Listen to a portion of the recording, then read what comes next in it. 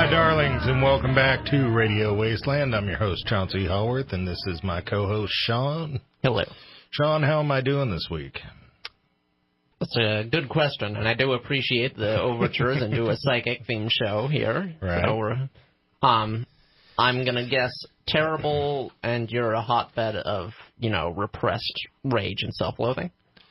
Yeah, that's pretty much it. Awesome. I could be a cold reader. Yeah. I walk around with this, snarky attitude and, and stuff like that. But, yeah, I'm a miserable human being on the inside. Yeah, right. How has your week been? Oh, great. Yeah. You're not a miserable human being? No. Nothing exciting has happened to you? I decided I was just gonna, play a joke on you and make this terrible radio and just deliver one-word responses throughout this whole segment to see what happened to your face. That's not true. Okay, but yeah. On the way here, it was actually, I saw a weather balloon or a helicopter or a drone or something, and it just, I was in the car and I was driving, so I saw it for 2 seconds, and it just occurred to me, it is really hard to identify objects in the sky. UFO is kind of the default state of anything you see up in the sky. Right, from a football to a football-shaped Right, it was just machine. kind of a reminder to me of wow, yeah, no wonder there are so many UFO sightings, because I don't know what that was. I'm sure it was something totally mundane. Right, what is unidentified? What is unidentified to one may be identified to another. Exactly. Yeah. Kind of orange and blobby, so. Orange and blobby? Blobby, yes. Was it an orange, shiny ball of something? Was it screaming? I do have the ability to identify the sun. That's funny. No, I haven't had too much going on this week. It seems like the summer is just kind of kicking in with all the plans that summers kick in with, So I have my nephew up in town here staying, which is, really difficult to sit him down in front of the video games and let him play for 8 hours and then, because we're kind of remarkably easy. It is. Am I missing something? Yeah, no, he's a really easy kid. All he wants is Mario. Yeah, perfect. Literally just Mario. Well, that's not very good. How can he be a well-adjusted individual if he isn't playing other games than Mario? Totally.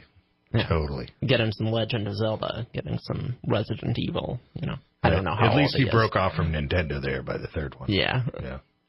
And then this weekend I'm going out of town for Father's Day, which, doesn't sound hugely Father's Day relaxing, but... Do you know what you're doing, or is this kind of we're taking you into the woods, you may or may not be heard from again kind of scenario? No, I'm going down to visit family in Moraga. Moraga. Okay. Yeah. And my brother-in-law, Bong. Yes, that's his name, Bong. Okay, I'm still with you. I'm doubting the veracity of the story with every word you say. I'm telling you, Bong is a neuroscientist. He is a doctor. Mm-hmm. Dr. Bong. Well, the funny thing is, he's half Korean and half Irish. His last name is Walsh. Okay. So Dr. Walsh. Yeah. Dr. Bong Walsh. Dr. Bong Walsh, yeah, this is true. It's probably not very mature of me to be making fun of his name, but I think it's hilarious. It's hilarious, and he knows it, Well, that's good. But he's going to cook dinner, and then the next day, we're going into San Francisco, and we're going to a dim sum bar. Ooh. And then we're going to go on swan paddle boats on some sort of body of water. Is it the San Francisco Bay? I don't know. I'm a little worried about my physical prowess and smoking in a swan paddle boat, It's like I'm just going to be moving my legs as my wife does all the pedaling and just make it look like I'm helping, Right. It is Father's Day, so that is your right. When you're the middle guy helping move a couch and you're really not doing anything, but it sort of looks like you're doing stuff. Yeah, I know that very well. Yeah. Except I don't have to be the middle person moving the couch, because whenever I help anyone lift anything, I'm really not helping at all. They're just all like, why don't you sit this one out, Sean? I'm there, I'm helping, I'm gung-ho, I'm eager, but I'm kind of like a placebo person. Right. I give them the confidence they need. Right. to carry the entire weight of the object. The brain is willing, but the body is weak and spongy. Right. Yeah, I don't know if I'm spongy. I'm more like balsa wood. I don't know if our listeners don't know what I look like, but just imagine like a balsa wood scarecrow, right? Basically, Sean's tensile strength is questionable at best. Is that what you're saying? Yeah. I wouldn't even use the term tensile or strength for that matter. Really, I'm a stick figure. Right. Yeah, you are. You are a stick figure. Well, I am the opposite, so we can be like Laurel and Hardy for Halloween. Right, exactly. I think that's why our radio show works so well. Yeah, even though it's not visual at all. We could be like Abbott and Costello or something for Halloween. Exactly. That would be pretty funny, actually. That would be funny. We'd be undead, Right. Because I know we're a couple months off, but, we got a few minutes till the commercial, so I'll air my grievance here. I hate sexy Halloween costumes. Oh, yeah. Sexy cats, sexy nurses, I'm over it, man.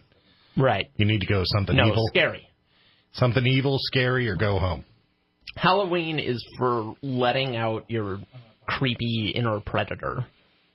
But not maybe use a different word than predator. Yeah, and predator was a bad, I don't know, animal? This is hard. Your creepy inner...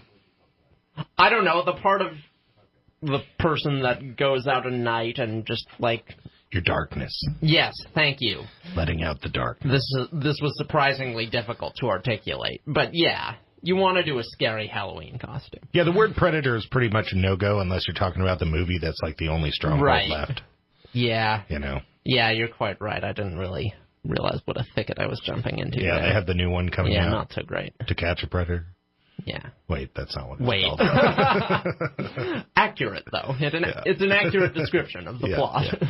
No, I think it's To Be Caught by a Predator would be an accurate description. Well, okay. Presumably they catch the predator in the end. And the worst Chris Hansen, I'm getting rifle there. Right. Forget this predator talk. So we got some guests coming up here after the break. We got girls versus ghosts. Who will win? I don't know. It's an all-out brawl. Maybe it's a fist attack, fisticuffs. I have breaking news from Andrea. I don't know what that means. I'll check it during the commercial break.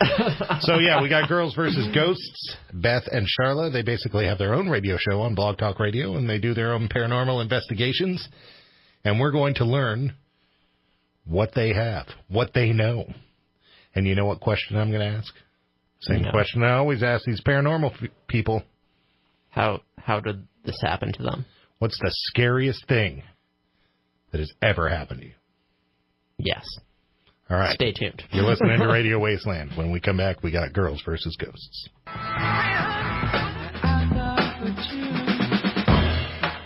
All right, welcome back to Radio Wasteland and our guests, Beth and Charla from Girls versus Ghosts. Girls, we got you on the line there. Hey, how are you? Oh, not bad. How are you doing? Good. Charla. Oh, this is Charla? Yes. All right. And so, I got to ask the boring question at the beginning that Sean already called me out on and made fun of that I ask at the beginning of all the things. It's a good question. It's a good question, but I want to know how you got started. I'm always curious how people do these things. This is something that I've always wanted to do. I know of some haunted places around here, but I've never gone. So, is your guys' deal the radio show, or do you guys actually do some paranormal investigating yourselves? So both, actually. Yes. As a matter of fact, Beth just got back from a weekend investigating with Ghost Hunts USA. She works there, and she does this for a living. Yeah. I got started, it's kind of weird, the story is long and boring, but I've always been drawn to the paranormal.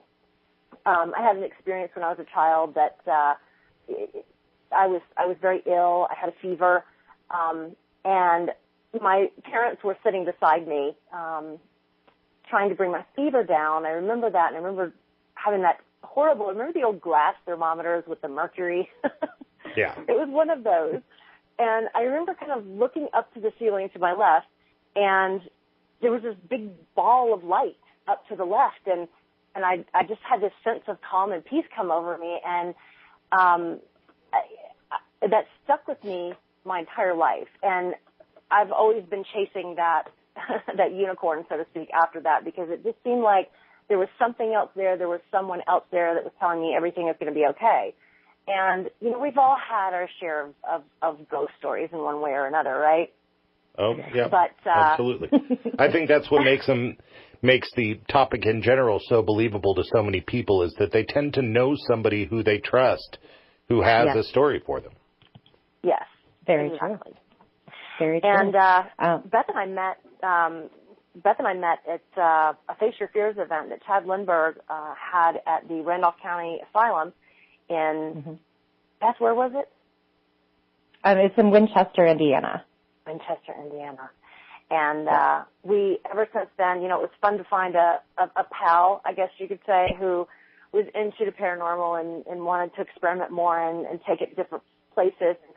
So the more that we hung out together and the more we were around each other investigating, we just thought, hey, let's talk about this. There are very few female-led paranormal investigation teams and radio shows, so why don't we do it on the radio and talk about it on the radio? And so we developed our podcast. So we do the podcast and we do investigating. And Beth? Yeah, we do it all. We do it all. Go ahead, Beth. Yeah, similar to Charlotte, as a child, I didn't really know what was wrong with me or what I was, I guess you could say. I remember sitting next to my papaw and seeing the rocking chair next to him start moving, and he turned and looked at me and said, don't worry about that. That's just my mother. The difference was I was 6 years old and I was able to describe what she looked like. And I'd never met her. She passed away before my mother was even born. And he drug out a picture and he said, I want you to show me which one is her. And I was able to point exactly to who she was. I didn't understand why I could see her and why I knew who she was. And that kind of continued throughout until my 20s before I started actually talking out about it and learned that there was actually other people that was dealing with that as well.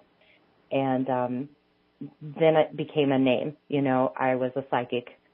And I don't like to say psychic medium because not all the time can I actually converse with them or have them come to me or have other people's families come to me. But psychically, yes. I've dealt with that my whole life. But I have a great job. I work for Ghost Hunts USA, and we travel all over the place doing paranormal events. And, we got a lot of new people that don't want to go out and rent a location on their own that's never done this before. So they come to us, we take them in there and, show them how to use equipment and show them how to properly, perform an investigation. And Charlotte came to me and said, hey, listen, I got this idea. I want to start this dinky little podcast, something fun for us to do. I said, heck yeah, let's do it. I'm all game. And that's kind of how her and I got started and where this all stemmed from. And she's my sister, and I'd travel the world with her if I had to. Yes. So the term medium and psychic, there's this great character in these Clive Barker. One of my favorite authors is Clive Barker, and he's got this great character, Harry D'Amour, who he's referred to as walking the fine line between the light and the dark. He's not necessarily referring to himself as psychic. He's just constantly walking into situations that are basically haunted or something crazy is going on and stuff like that. I find the term psychic and medium to be just so encompassing that it's hard to understand how one person is dealing with or what they're seeing. So when you say that you're having these like psychic visions of ghosts, you're like physically seeing them in front of you when other people are not.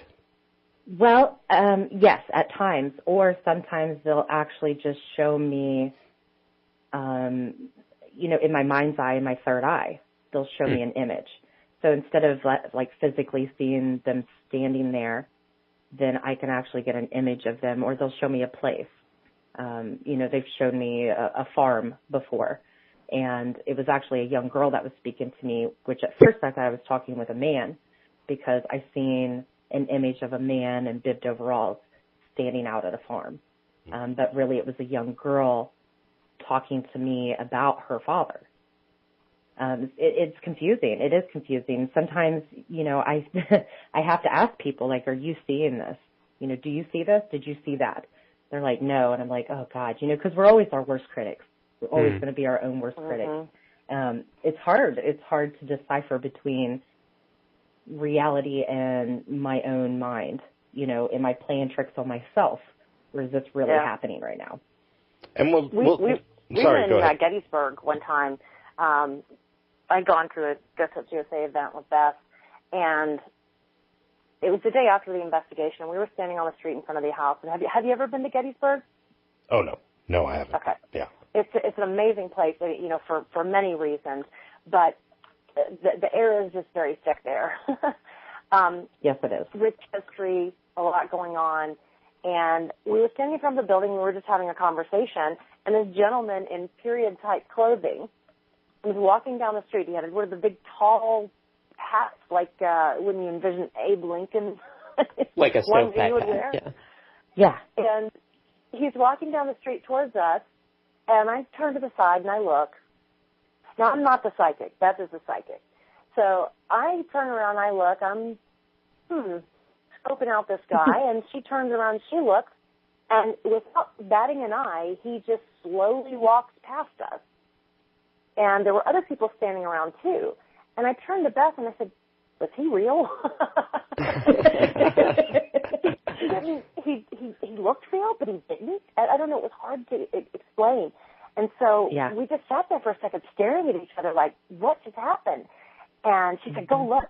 So I ran around the corner of the street, and he was gone.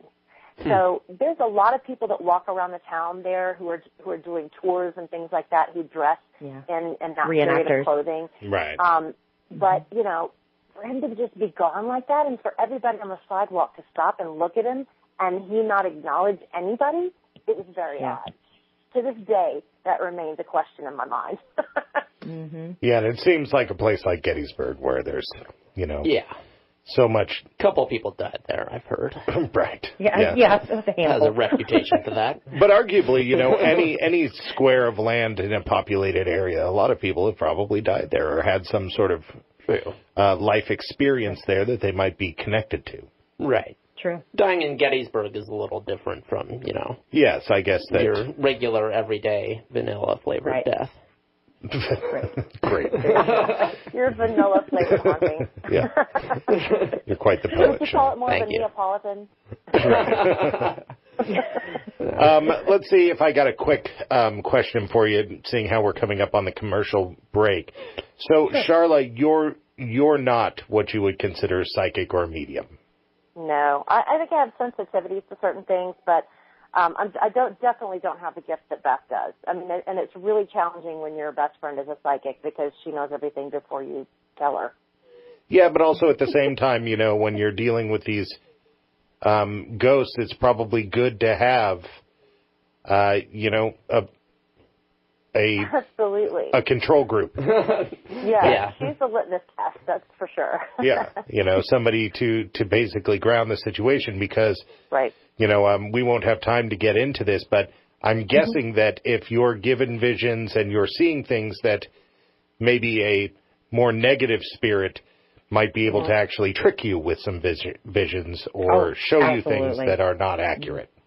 Yes, absolutely. All right. Well, we're coming up on our first commercial break here. You're listening to Girls vs. Ghosts, Beth and Sharla here on Radio Wasteland. Come on back. All right. Welcome back to Radio Wasteland and our guests, Girls vs. Ghosts, Beth and Sharla. This is such even though it's an incredibly popular topic, like we were saying, like everybody seems to know somebody at least, if not have their own story. It's still shrouded in a lot of mystery. Right. So it's like, what exactly do we know or feel that we know about ghosts? I mean, do we know that they're spirits of people past or, what do we really know? Well, I think that's why we continue doing this, because we don't. That's the mystery of it all. There's no experts in this field, that's for sure. And, that's what we're all seeking for in this para community, is to find out what is going on. I mean, I do have evidence. I'm sure lots of people out there have evidence of someone that's not there talking to them, or where they have video evidence of seeing things. But, who honestly really knows until we're actually on the other side ourselves. Well, I'm guessing having your own radio show that you experience what I experience, and that I have guests on that I consider to be nuts and bolts researchers, which, given your past answer, I would put you in now. and then I have the guests on that really feel like they have all the answers. Right. Well, yeah, and there are some. There are parapsychologists. It's an emerging field. They're beginning to merge more science and paranormal as we speak. We have our own experiences that we can recount, but can we say beyond a shadow of a doubt, show you a picture of us shaking hands with the spirit and them saying, "Hi, my name is Bob"? We don't have that. Yeah, no, I don't necessarily mean proof that will convince me. Right. But I mean, I just mean, like, what do we know? Or in your case, like, what do you know? Like, do you know? I don't know. It's such an abstract question, I guess. It is. It really is. It's really funny. We were just talking about this last night. And, Dave Abbott had brought up the 5-gram rule, that it is proven that when someone passes, that at that moment of their passing, their body is 5 grams lighter than it was when they were alive. And if you look at the, air displacement and things like that, it's not as, it doesn't add up. So there's more to it than we realize. If we can communicate wirelessly through bits of data on radio waves across the air, and energy is, neither created nor destroyed, it's only changed, you could theorize a lot about it. But that's really all we know. Yeah, and I agree with you. You start factoring in things like string theory and fourth dimensional consciousness and all this stuff. Right. And it really does create a world where, ghosts are very possible. That's right. Oh, yeah. So I like to ask this of people who do the paranormal. Do you have any family members that think you're absolutely crazy? Absolutely. Yes. Aside from each other, of course. That doesn't count. Oh, yeah.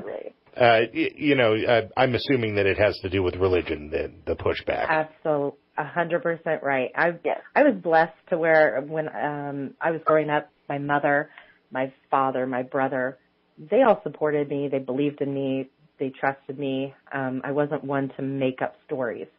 And, then I do have other family members that are very religious who think I'm doing the devil's work. And, we've had plenty of Thanksgiving and Christmases with, some heated discussion of, you can't prove me wrong. I can't prove you wrong. Can't we just let bygones be bygones and just let me do what I feel is right? And she thinks I'm crazy, but that's okay. I'm okay with that. Oh yeah. And, we live in a day and age where half the country thinks the other half is crazy anyway. So you're probably fitting in just fine. I'm okay being in that 46% who does believe in spirits. Yeah, me too. Sean and I started this as raging skeptics, not to challenge our guests. We never, challenge them. But I mean, we are skeptics. But as we it's difficult to maintain that, basically. It is difficult to maintain that when we have articulate, sober-minded guests on. Right. We I don't think they're lying. I don't think they're crazy. So what's going on here? Kind of thing. Right. You start to come around. We've had a couple that were like straight up bat crap crazy. That's true. But so what does one of these investigations look like for you two? When you two go into it, is it just the two of you? And are you relying on your psychic skills, or are you taking technology with you? All of the above. Sometimes, it is just Charlotte and I, and other times we do have a few other people that join us. And, I have a wide range of equipment because I like using things to, help document, video it and help document what's going on. And Charlotte's very good in that field as far as technology goes. I don't solely rely on my gift, but I do use it just to kind of let them know kind of what's going on. This is what I'm getting. This is what I'm picking up on. And then it's amazing when we can have an EVP that correlates to what I'm also getting. So, yeah, we kind of do all the above. Yeah, and when we do get that EVP, and then there's also a hit on a piece of equipment that lights up, and there's also some sort of mass moving across the video screen, you can tell. Right. When something is intelligent versus just a fluke. Right. So most of us out here, and I'm going to play devil's advocate, most of us out here, EVPs, we're going to go, I don't know. I don't know what that means. And most of us out here, there's going to be a drop in temperature, and we're going to be, whatever. But you get what I'm saying, Yes. Personally, I do get what those things mean, but have you ever gotten any really sort of worthwhile audio or video evidence? Oh, yeah. Because, that show Ghost Hunters, I watched like 5 seasons of that, and they got nothing. Yes. That's true. Yeah, but miraculously, towards the end of them kind of fading out, they started getting stuff at every location. Oh, well. Stop watching too soon, Chauncey. I guess so. That's your problem. Yeah, can you give me an example of maybe something that you guys have caught on film or on tape? Absolutely. I was at a location called Poasttown Elementary School in West Middletown, Ohio, which I actually went there as an elementary student. And I actually got a full-faced apparition. It was just me and one of my friends in this room at the time, and we had a laser grid up on the wall. She had just a regular GoPro strapped to her head. It wasn't a night vision camera or anything. The light blinks red when it's recording, and I'm asking questions, have a spirit box running, SD7 spirit box, and the light flashes red, and you see this young boy's face looking towards me. And when the light flashes, he turns and looks straight at the camera. He couldn't have been more than a foot away from her, right in front of her face. And then you see him just disappear, just fade off. And you have this on film? I do. I have that. I'll put it up on our Girls vs. Ghosts YouTube page. Yeah, that is great. It's amazing. And then correlated with that at the same time, we also got an EVP where I asked, did you get in trouble whenever, you pulled girls' hair? And I got a male voice say, I'm not in trouble. So it was crazy. It was really cool. That's probably one of my better pieces that I've ever captured. That is cool because I have a hard time when I try to look these things up on YouTube because I never know the credibility of what I'm looking at. Is this some sort of Photoshop or viral marketing attempt, or is this somebody who's really trying to share something with me? Right. We got a crazy picture on the Queen Mary, and one thing that Beth and I do when we walk in, and I got this from Tyler Evans, when you walk into a space, just take a few photos, almost like in a 360, snap, snap, snap, snap, snap as you're going around the room. And a few minutes later, take them again, and you can kind of compare the two. And I didn't initially see anything in the photos. We went on with investigation. This is the Queen Mary. We were on the Nick Groff tour, I believe it was, Beth, wasn't it? Yes. Yeah. And the next morning, I'm laying there, and I start just kind of going through the pictures from the night before, and I screamed at Beth to get over literally here. Screamed at me. To come in here and look at this picture. It's the craziest picture. If you look at it, you can see where the components of the picture, when you zoom into it, could potentially be pieces of the actual ship. We were down in the hull of the ship, and it's I don't know how far below sea level it is, but it's just, you're in an elevator to get down there, and you could see where it could be components of the ship. But then when you zoom in, it just looks like there's just like a gentleman with suspenders on, just leaning over the rail, looking at everybody. Whoa. Yeah. Yeah. It was really crazy. That is absolutely terrifying. We're coming up on our next commercial break here, and I got to tell you, when we come back, I got my favorite question, and that is, what is the scariest thing that's ever happened to you? You're listening to Radio Wasteland. Come on. All right, welcome back to Radio Wasteland, and we're listening to, or interviewing, Girls versus Ghosts, Beth and Charlotte. So, it's my favorite question. The moment we've all been waiting for. I'm a horror movie fanatic. Nice. I'm a self-created, self-labeled horror movie historian. What's the scariest thing that's ever happened to you? Oh, my goodness. There's a location in South Pittsburgh, Tennessee called Old South Pittsburgh Hospital. And that's the entire location is the scariest thing that's ever happened to me. It's a very dark place. The hospital was built into a Indian burial ground. So boom, right there for starters, blunder. You're desecrating that. Yeah. That's just horrible. So, there was also a man there that, was a molester. There's just horrid history. They would actually lock their mental patients in at 6 p.m. with no, observation whatsoever. And they come back at 6 a.m. There was murders and overdoses and so on. The scariest thing that ever happened to me there is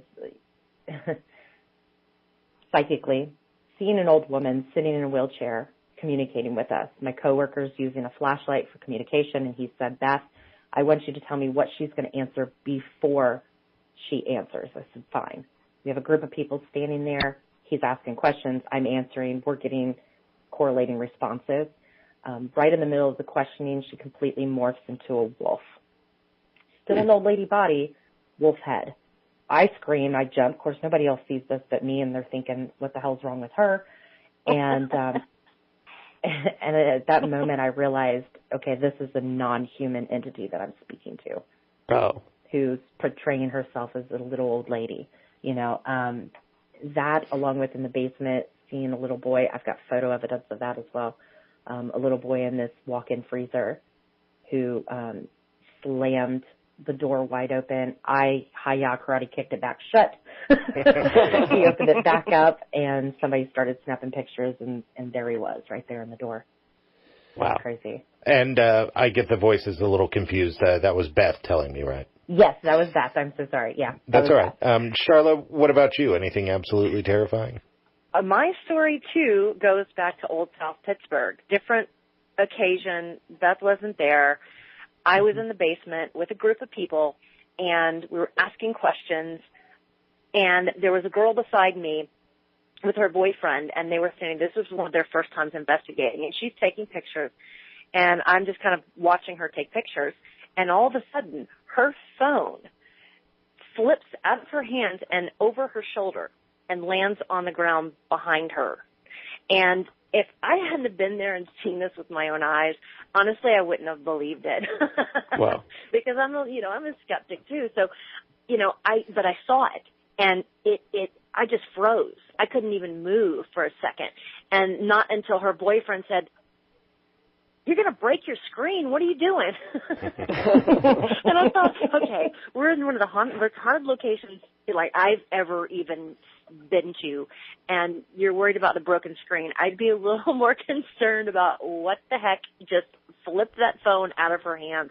It was the craziest thing I've ever seen. I was like, at that point, I'm out. That's some serious first world problems when you're worried about the cell phone at that point. Yeah, exactly. I was like, oh my gosh, something just flipped her phone out of her hands, and you're okay. Yeah, that is so. So both of these totally terrifying, absolutely. Yeah. But were you in any danger? Is there any danger for people who are doing this?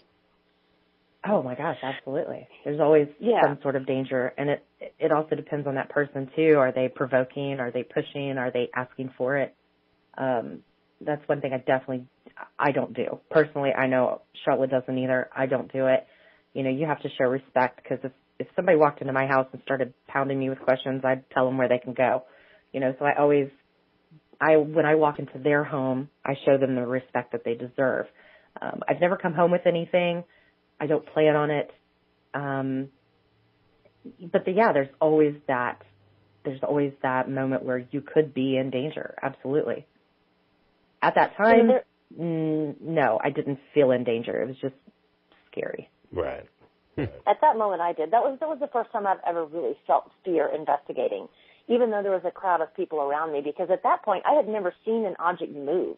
Right. You know, I had always been under this assumption and kind of bragged about it that, look, you know, they can't do anything to you. Right. They can't physically affect you. Until I saw that, and again, I wouldn't have believed it had I not been there to see it. And that's when my thinking changed dramatically, and I realized that, you know, you have to be smart about it.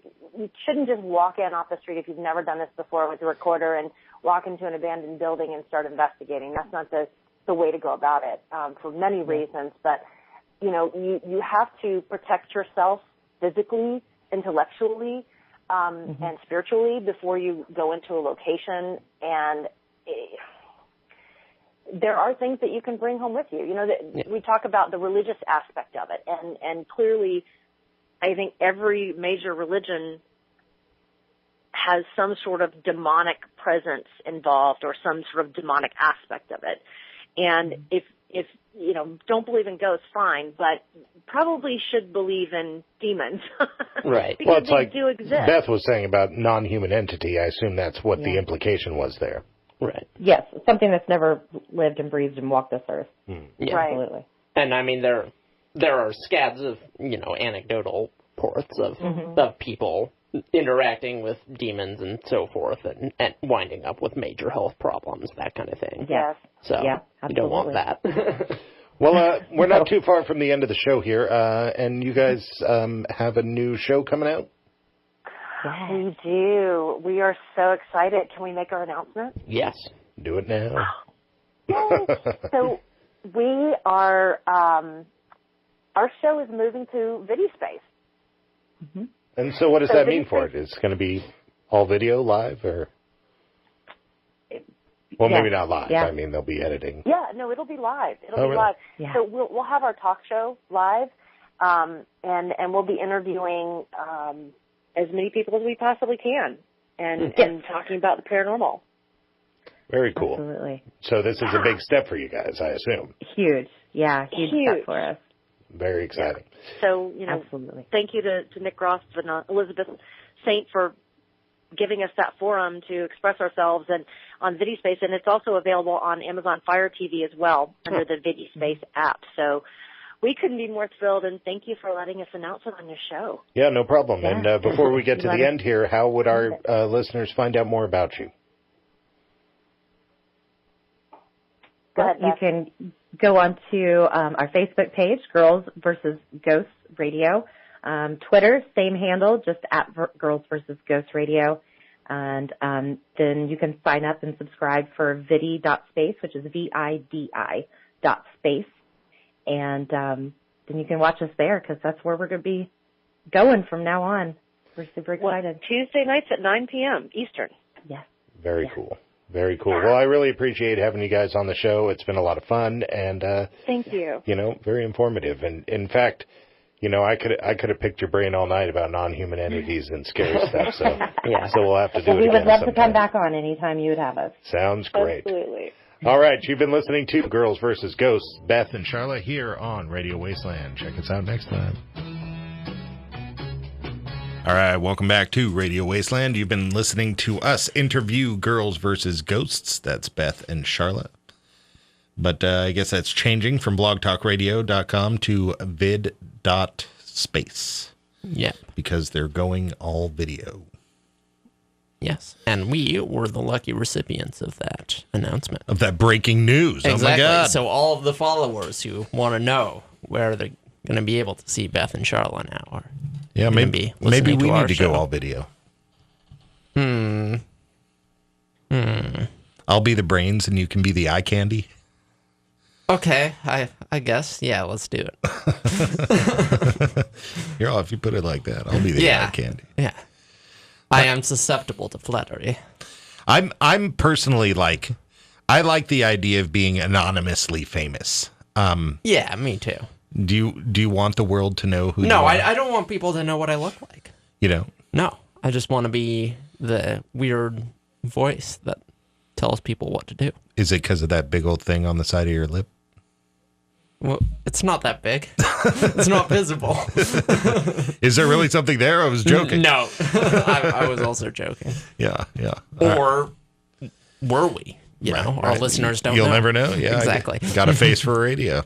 Yeah. So they're barnacles, not barnacles. I found out a barnacle is a crustacean, not a bivalve. That's horrifying. Yeah, I thought it's like having little lobsters on your face. Yeah, I thought it was a... Yeah, me too. Yeah. That's what I thought. Crazy. All right, so let's get to the point here. The point is... You've been listening to Crustacean Radio. Yeah. Girls versus ghosts, what do you think? I think you're definitely right. We could have continued to talk to them for a few more hours at least. That was very informative. Yeah, and absolutely. They clearly had a lot of experience. And Yeah, and it's interesting what the one girl did, Beth. I think she was part of another group that sort of helped paranormal groups get started. Yeah, they're the real deal. Yeah, that's pretty interesting. Right. Pretty cool idea. We need to fly them out here and have them help us get started. Yeah. So we're not walking down some shady road in Bernie by ourselves at 2 a.m. It wasn't at 2 a.m. I think the problem actually, and why I didn't encounter anything, was I didn't go late enough. How late was it? Oh, it was like 7, 8 in the evening. Not that late. But dark. Yeah. 7 or 8, yeah, that's nothing. Yeah, exactly. Ghosts. Yeah, they're just getting off work. Right. I was getting off work. I was trying to fit, some light paranormal investigation into my, difficult schedule. I would definitely like us to do some paranormal investigation, but it's expensive, all these little trinkets and all these little knickknacks. And there's not as much haunted stuff around here as you'd think. Well, I mean, people die everywhere. Well, I know, but I think the circumstances make some difference. Can't we go to an old folks home or maybe? I think it's or a hospital or surely there were some. I just haven't heard about that much haunted activity in Reading, which surprises me. It should surprise anyone who's been to Reading, because you'd think it would be super haunted up here. Yeah, it's pretty, rednecky around here. You think there'd be some, brutal racist killings or something? Right, it's the country. We've got a high crime rate. We do. We've got a terrible economy. Totally. So it's like, there's plenty of human misery and suffering. Totally, that oughta, produce something of value. Right, yeah. Yeah, fertilize some undead shenanigans, but I don't know. It's really not. So, you're not much of a movie fan, but it definitely cracked me up when she said she saw a full face apparition, and I'm all, yeah, she's using Ghostbusters terms. It's like, so I wanted to call her out. I think Ghostbusters might have gotten it from Ghost I don't Hunters. know, man. There wasn't much going on back in the 80s, If they did, they got it from Tobin's Spirit Guide, which they invented. Yeah, maybe so. So I'm wondering how much Ghostbusters has actually influenced. Right. But a lot of that stuff, like Ghostbusters didn't make up ectoplasm. They didn't make up orbs. They didn't make up apparitions. And they didn't make up the idea of people running around with, technology trying to deal with ghosts. That was all. Just the laser beams. Pre-existing. Yeah, they didn't mention anything about proton packs. That was probably an oversight in our questioning. All right, so now's a good time to go to commercial. The question that we will leave you with here is, as we go to commercial, how much do you think that the Ghostbusters movie affected ghost busting, ghost hunting? Or is this life imitating art or art imitating life? You're listening to Radio Wasteland. When we come back, we got some news.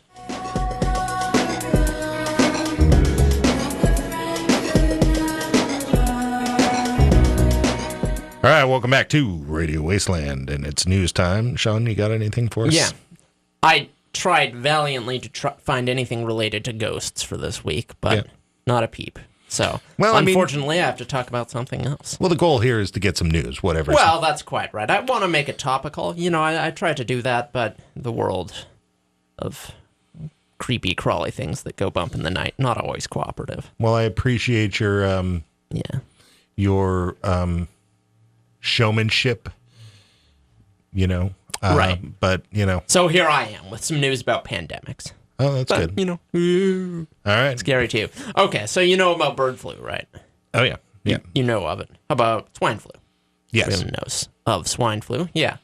So those are kind of the two common things, stay away from birds, stay away from pigs. You're all good. Now we've got a new paper, dog flu. Oh, no. Right, yeah. I'm sure many of our listeners just screamed in frustration and hurled the radio across the room. Is it kennel cough? No, to be fair, what this is a study that revealed that there's a new variant of canine flu. Because, of course, dogs have always gotten the flu. Everything gets the flu. Right. But for whatever reason, it's less likely to mutate in such a way that it jumps from dogs to people than, say, swine flu or bird flu, which is already relatively unlikely. But they've discovered a new strain of canine flu which shares a number of genes in common with H1N1, which has got people thinking, this could potentially be much more communicable. And it's, even though the risk is still relatively low, it's something to keep an eye on. And it raises interesting questions. The preferred way to deal with populations of birds and or swine that have been infected with a potentially deadly to humans disease is by eradication of the animals in question. I imagine that would not be a popular option. Yeah, fried chicken and bacon. Right. That is the preferred method of... Problem solved. Right, yeah. Unless you're dealing with pigeons or whatever, but, who knows when it's breaded and fried. Yeah, it all tastes the same. It all tastes the same. That's right. But, I don't think dog owners are likely to go for that, unfortunately. No, actually, I guess it's illegal. My daughter tells me it's illegal to eat a horse. Because it's like... I'm not talking about eating your dogs. I'm talking about... Right. Okay, so there haven't been any cases of this yet. No, there haven't. But what they're doing... It's been a study of the genetics of the virus. Right. So what they're noticing is, this has mutated in a way that it's become all the closer to potentially hopping to us. Yeah, so something a lot of people don't really realize about these things is viruses and bacteria and so forth, they're designed to infect a specific species. And when they do, neither party really notices. It's a symbiotic relationship. You only get problems when something hops from one species to another, and then the biology doesn't quite match up. And, that's where you get into people dying of the disease. Why would you want that? Why would the host want, or why would the virus want its host to die? Right, exactly. It doesn't. Yeah, life wants to continue. So exactly. That's the kind of just, bad luck of the draw mutation they're worried about, because these creatures are tiny. They reproduce incredibly quickly. So mutations can happen pretty quickly. Wish I had known this for the conversation with Cameron Carlson, man. Oh, yeah, that's true. About surviving the zombie apocalypse. Right. Because, statistically... Unfortunately, the study hadn't come out then. Yeah, statistically, we're overdue for some major, major catastrophes. Oh, sure. And, I think, the developed world probably do pretty well with it. Massive earthquake, Right. Probably do pretty well with, a meteor impact if it wasn't too huge. Pretty well, relatively, yeah. Right. But I don't think we've ever been more vulnerable to pandemics. Any strides we've made in medicine are just completely wiped out by the fact that there's a zillion of us and we're all waiting in airports all day. Right. Well, not all of us, but you know what I mean. Enough of us. Yeah, enough of us. What do you feel about vaccinations? Are you? Oh, I'm pro-vaccine. Mm-hmm. I got all my vaccinations. I always get the flu shot, except for this last year when I couldn't be bothered and got the flu in the first time in 7 years. So right. Yeah, doctors say to get vaccinations. I don't tell airline pilots how to land their airplanes. I don't tell doctors how to do medicine. So I figure. Well, we don't really live in that. We don't really live in that world. We live in a world now where everybody's figuring out their own health online, where everybody has an opinion about. I think that's terrible. Us having 12 troops in some African country that I don't even remember. You know, Right. I mean, everybody's got all sorts of opinions now. Yeah. You know, but I kind of agree with you. We just need to get people in there because... Right. If I have an opinion, I want it to not be my opinion, but the opinion I've gotten from an expert I trust. Right. The know? wealth of human knowledge is just way too big for me to have an opinion on all of these things. Exactly. I just can't. You know, I'm too busy raising kids and keeping this economy going. Frankly. Well, yeah, I mean, you're right. I can have a couple of things that I'm interested in, and then you can have some other different things that you're interested in, and then we can speak up in our little groups because we're sort of the beginnings of experts. But now everybody's like got sort of like armchair knowledge of like everything and thinks they're an expert on everything, you know? Right. Well, to be fair, I think that a lot of that's just like, you know, you want to get opinions from an expert you trust, but there's a lot of people who aren't experts, but who are much more articulate than the experts. Right. And there's a big government and corporations that we don't know if we can trust. Exactly. Yeah. So it's tough. So if it does go viral, right? Do you have a dog? No. You don't have a dog? I don't have a dog. I'm fine.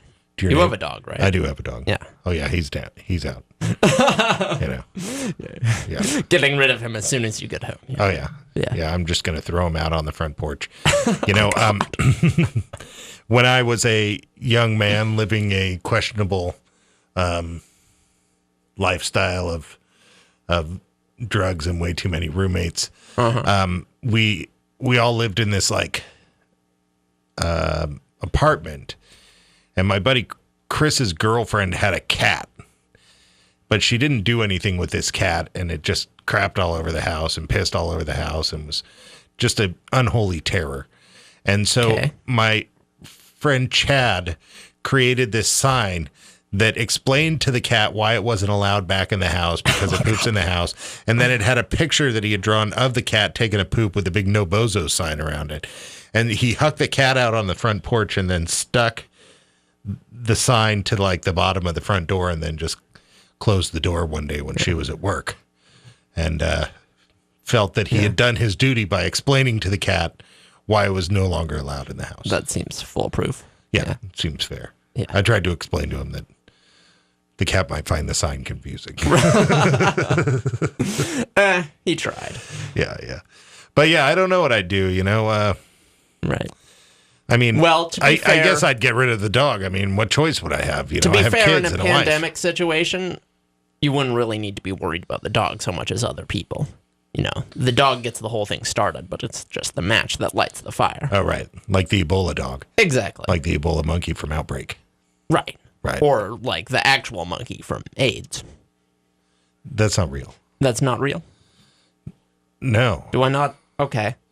Is there really an AIDS monkey? I thought there was. No, man. Okay. I think you just said something horribly, like, potentially very racist. Did I? Not racist, but bigoted.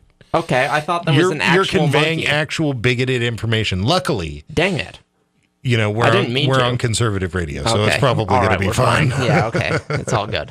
But no, the initial thing that they were saying was that they thought that AIDS came from people having sex with monkeys. I thought that was actually correct. I don't think it is. Oh, okay. But it might be. I don't know. People are weird. Oh, don't get me wrong. I'm sure that's happened. I'm sure. I mean, I heard that and I was like, okay, sounds plausible. I'm sure that there's been some serious monkey loving going on. Okay, well, sorry. I didn't know that. All right. I'm not an expert. All right. I just heard the other day, and I wish I remembered where I heard this from, that somewhere back, scientists actually made a humanzee. What? By breeding a woman and a chimp. Wait, that happened? I read it, and it was a credible source. I read it in, and I can't remember it now. I mean, there was a Radiolab thing, like they were thinking about it, but... Yeah, I don't know. So that's going to be my question to the audience. Was there ever a humanzee? Yeah. All right. We need to know this. You're listening to Radio Wasteland. Thanks for checking us out.